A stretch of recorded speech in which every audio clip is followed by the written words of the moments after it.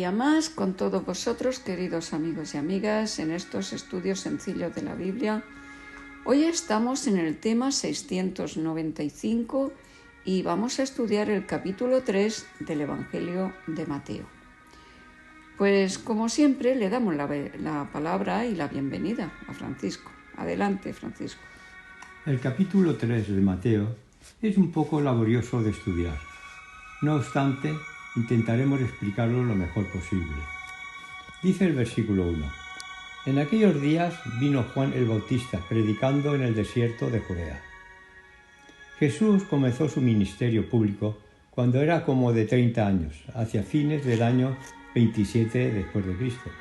Juan era de unos 6 meses mayor que Jesús. Los judíos vivían en aquellos días en Palestina y especialmente en Judea. Estaban al borde de una revolución contra los romanos. Cuando Arquelao, hijo de Herodes, fue depuesto por Augusto en el año 6 después de Cristo, se nombró a un procurador romano para que gobernara a Judea. La presencia de oficiales y soldados romanos que habían procurado imponer la autoridad y los símbolos imperiales dio como resultado un levantamiento tras otro.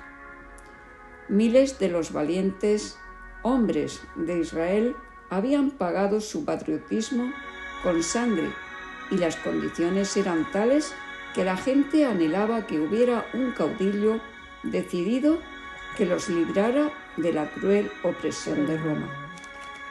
Jesús dijo de Juan: Entre los nacidos de mujeres no hay mayor profeta que Juan el Bautista.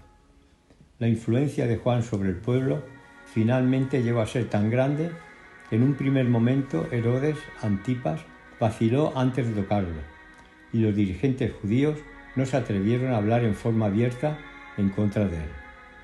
Juan había pasado buena parte de su juventud en el desierto. Quizás sus padres vivían en Hebrón. En el versículo 2 podemos ver cómo Juan advierte a los judíos. Y este versículo 2 dice así: Arrepentíos, porque el reino de los cielos se ha acercado. Juan les está diciendo no solo que se arrepientan, sino que cambien su forma de pensar. Incluye un cambio de ideas y también una nueva dirección de la voluntad, una modificación de propósitos y actitudes. En el versículo 3, Juan les va comunicando qué personalidad importante iba a llegar. Dice así: Pues este es aquel de quien habló el profeta Isaías, cuando dijo: Voz del que clama en el desierto, preparad el camino del Señor, enderezad sus sendas. Esta profecía está en Isaías 43. El versículo 4 nos informa sobre la persona de Juan.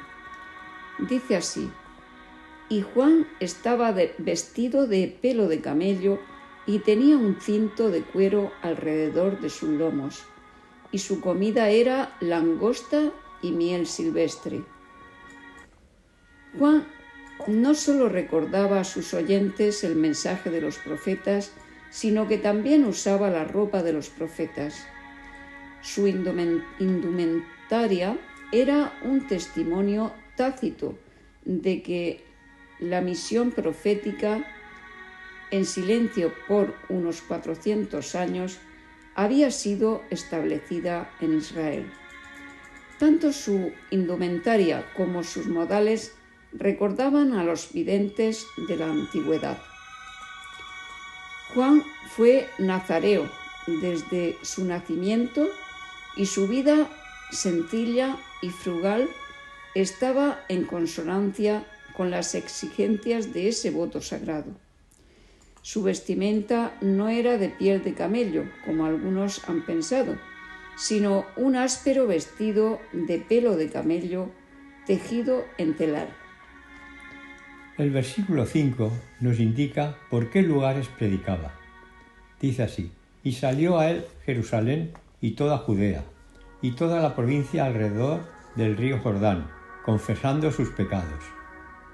Las multitudes continuaban viniendo para ver y escuchar a Juan y para recibir el bautismo de él. El hecho de que el pueblo seguía viniendo testifica que los magníficos informes que propagaban en las ciudades quienes lo habían conocido. El hecho de que estuvieran dispuestos a dejar su trabajo e internarse en el desierto da testimonio del poderoso magnetismo que tenía el mensaje de Juan. El versículo 6 nos habla sobre el bautismo. Dice así: y eran bautizados por él en el Jordán. El verbo bautizar quiere decir bañar y sumergir. Se empleaba para referirse a la inmersión de una tela en una tintura o el acto de sumergir un tiesto en agua a fin de llenarlo. Queda claro que el bautismo de Juan era administrado por inmersión.